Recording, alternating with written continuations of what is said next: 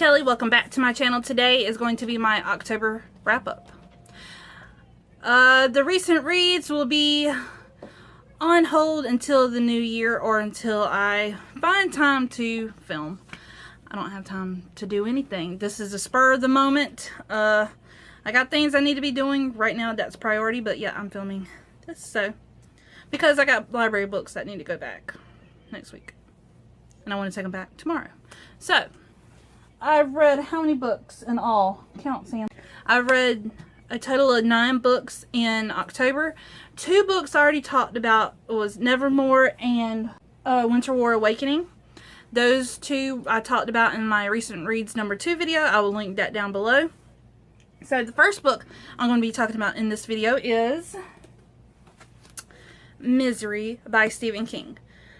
I did a spooky TBR, and this was the second year that this book was on that TBR. I didn't get to it last year, and I bought this book back in 2000. Probably the copyright's different than the... Yeah, this says 1987. I bought this in 2004, 2003. And I never read it. But I used to watch the movie with my mom all the time growing up. And I read this and holy no. And then I watched the movie right after again. And I was so disappointed. I used to have the movie up here in my head and then it went straight down to the bottom. I wish they would have kept a certain scene from the book in the movie.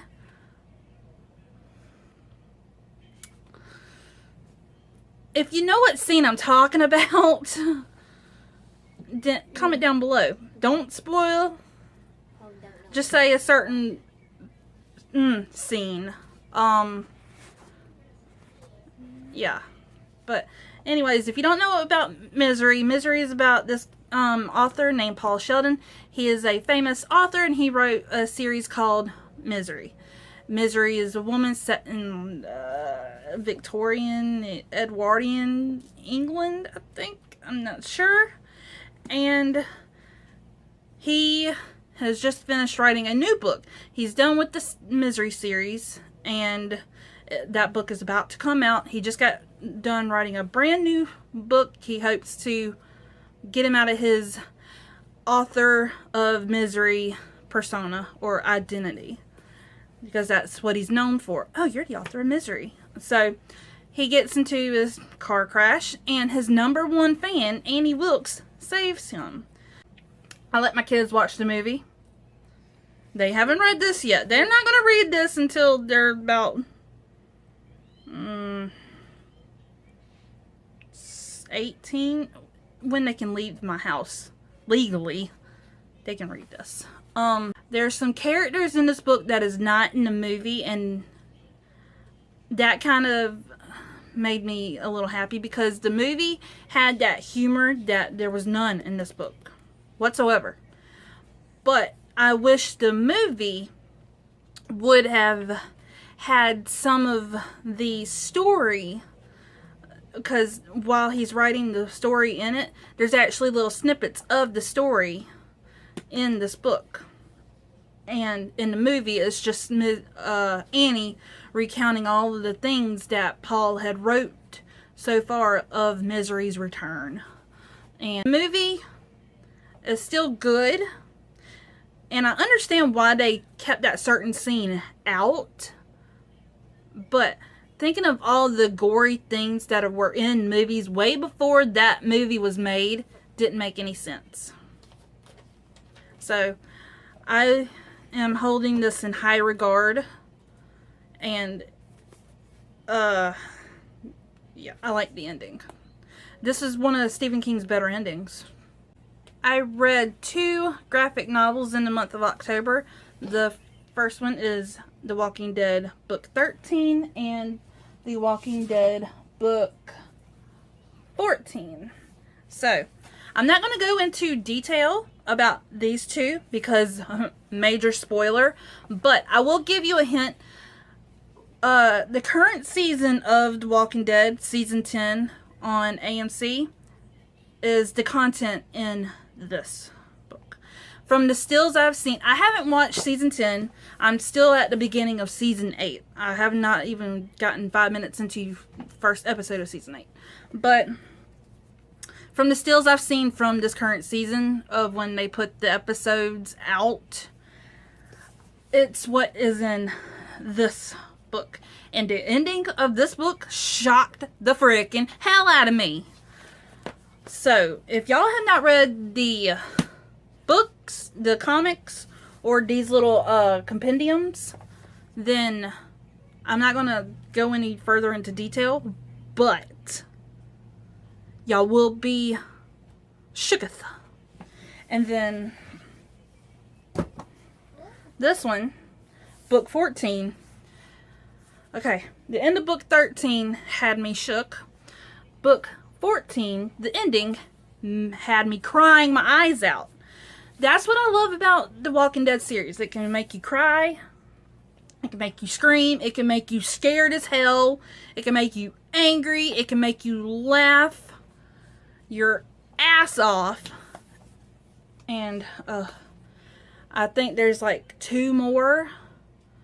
I think book 15 and book 16. Book 16 is the last one, I think. Or it's the newest one coming out. I'm not sure. I hope that there will be more. But if it's the last one, then I wonder how many more seasons of The Walking Dead we will have. And the show is, it's good about keeping close to the source material, but not exact source material. Ha ha ha, my daughter said pie in the sky. Can't wait to hear your thoughts. Pie in the Sky by Wendy Mass. Sammy got this in her November 2018 Alcrate Junior box. She got this with her graphic novel Sanity in Tallulah. This was the second book. And we've read one previous Wendy Mass book, A Mango-Shaped Space, which I absolutely love. It's about a cat, but it had me bawling my eyes out about the cat and the helicopter scene. I'm not going to go into it, in case you haven't read it. Okay, so this one. It's about multi-worlds, parallel universes. Not parallel universes, but multiple dimensions, multiple worlds. And it follows this one guy named Joss, who is the 7th son of the Supreme Overlord of the universe. When Earth suddenly disappears, Joss is tasked with the seemingly impossible job of bringing it back. Yeah, so in this universe, if their universe is seen, then that planet must be destroyed. Well, a girl named Annika, she looks through a telescope and sees an old woman baking a pie. And then Earth is automatically disappeared. She gets to talk to her dead grandfather, who gets to relive his favorite memories over and over again until he decides that he's ready to move on and his soul go poof. So he's living his sim, that's what they're called, and it's his wedding day to her grandma. And so she has to wait for his sim to finish so she doesn't interrupt the flow of things. And after the sim, he gets like 15 minutes before his next sim starts, and where he knows where he is, he knows he's dead, and he can't wait to start his next sim because he wants to relive those live over again. So she gets the chance to talk to him between the sims, and the first words out of his mouth to her is, "Annika, is that you? You're so big." And I lost it. My grandpa died in 2005. I'm still emotional about it because every day I'm reminded of him. The land I'm living on, he gifted to me 3 years before he died. And then me and my husband put our house on it. And yeah, so every day I'm reminded of my grandpa. And it just, I was 14 years old, 8th grade, and One day my parents pulled me out of school and said, your grandpa passed away. He had cancer. And I lost it. And I hate that he never met my kids. He never met my husband. And so, yeah. This just hit a sore spot for me. And one that I'm still not over and will probably never be over. If you can tell I'm about to start crying. So, House of Salt and Sorrows by Aaron A. Craig. I got this in my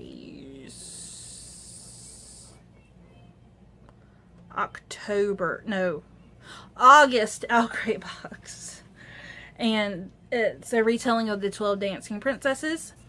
And I enjoyed it immensely. It's about these 12 daughters who is they're the daughters of a lord of the sea village, and House of Salt and Sorrows. House of Salt, that's their hey Missy. House of Salt, that's what they call their god. They have separate gods than the mainland. And so this family is in complete sorrow, hence the name. Their daughters are dying off one by one by one, and they don't know why. And so when their daughters die, they have their funeral, and then they push them into the ocean to give back to the sea, give back to the salt. And so they're in a constant state of mourning. And then the new wife, she announces that she's pregnant. And so they come out of mourning. It's just, the book starts off with another daughter dying, and they're in the funeral. And the main character, Annalie, let me read the synopsis. She lives a sheltered life at Highmore, a manor by the sea, with her sisters and her father and a stepmother. And she gets all these visions and ghostly encounters. I highly enjoyed it. I loved all the ocean and sea aspects. I loved the part of it wasn't romance heavy, which I liked, but there was some romance in it, and that was what I highly enjoyed. The boy, I forget his name. Cassius. He was a good character. I kind of was hesitant about him because I thought he was... This book is really good at making you second guess yourself on who is the perpetrator and who is really behind it. But there's one character who you understand right off the bat that she is just behind almost everything. And that's probably a spoiler, but it was easy to think out. It was easy to to figure it out. And the ending didn't go exactly as I thought it would, which is great, and it's 5 out of 5. I think this is a standalone. If it is, cool. This would be my first standalone fantasy. Is this a fantasy? I don't know. I'm gonna have to check. The book we read for school last month was Shipwreckers, The Curse of the Cursed Temple of Curses, or We Nearly Died a Lot. This book was freaking hilarious. I got it from Disney Hyperion, so thank you, Disney. I did not sign up for a blog tour on this one. I signed up for a blog tour for a different book, and they sent this book along with that book. So, thank you. I read it. I loved it. I want more. Hello, lovely tour people who all paid up front. I am your captain, Captain Kevin Adventureson, the infamous Captain Kevin, and welcome to your Shipwrecker Adventure Tour. Danger guaranteed. I am wearing no pants, and we are leaving now. So, Captain Kevin is an asshole. And my husband's calling me, so I'll be right back.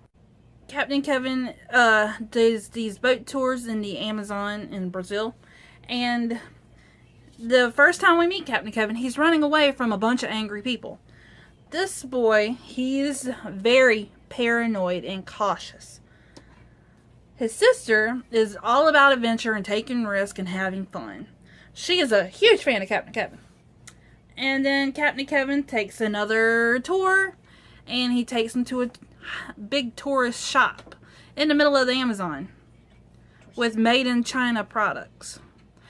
And he tries to leave them. The boy, he stays on the ship with his sister because he's scared that something's going to happen, that you shouldn't be shopping in the middle of the Amazon.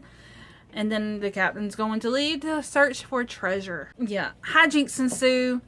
He tries to enter a very dangerous, hot, spicy taco eating challenge to get a t-shirt. That was just, that was the most hilarious thing I read in a while. And he kept rubbing his eyes with hot sauce all over his fingers, and it was just bad. It was just bad, but it was funny. And yeah, so read this with your kids, or read it by yourself. It is good. I probably would have read it by myself and laughed myself silly. I hope there's a book 2. And also, it is written by the people who came up with the show Phineas and Ferb. So, if y'all have never watched Phineas and Ferb, it's a Disney show, and it is awesome. It is, hey Phineas, what you doing? The last book that I read in October was Stalking Jack the Ripper by Carrie Maniscalco. The main reason I wanted to read it is because it was floppy, and I just wanted the floppy book. The hardbacks and the mass market paperback. This was my only floppy that I read in October, and I tried to read at least 2 or 3 of these a month. But yeah, I finally read this, and it's about a girl named Audrey Rose. She wants to be a mortician. This is set in Victorian England, where women are supposed to just care about their appearance and clothes and gossip and look for a husband. She wants to be a mortician, and she studies secretly under her uncle, who is a coroner of sorts. And while in class one day, she just comes across this guy who seems arrogant and proper and articulate with his notes, and she automatically dislikes him. She is trying to search and find Jack the Ripper, and Thomas Cresswell is coming along for the ride and helping her along the way and teaching her a few things about herself, how he can automatically know her whole life story just by the looks on her face, which is a little too much. I don't understand the appeal of Thomas Cresswell. He was an arrogant jerk asshole at sometimes, and I could not stand him. I don't know why y'all like these Victorian men. Thomas Cresswell, Will Herondale. I don't get it. Jim Carstairs. Now, I understand that one. I understand the soft ones. The right amount of suspense, and it had me wondering who was really Jack the Ripper. Like, they never figured out who Jack the Ripper is. I think his murders are still unsolved and like cold cases. But this had a ending. They had a conclusion to the case. It don't go into detail about the it says in the back that some of the names were fictionalized, some of the cases were fictionalized, and I understand that because they're still open. You can't really talk about a open case in a book or a fiction book, maybe. I don't know. I give this a 4 out of 5. If you want to know more of my in-depth thoughts right after I got through reading these books, check out my blog. I do reviews on every book I read, except for middle grade and graphic novels. If you want to know more of my in-depth thoughts, go to my blog and check out that.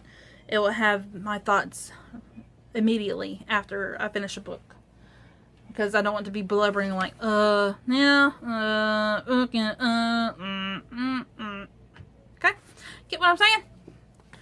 And I have to thank I'm sorry I just shook you. That's it for my October wrap up. I hope you enjoyed. If you did, please give it a thumbs up, hit subscribe, and I'll see you on my next video. Bye.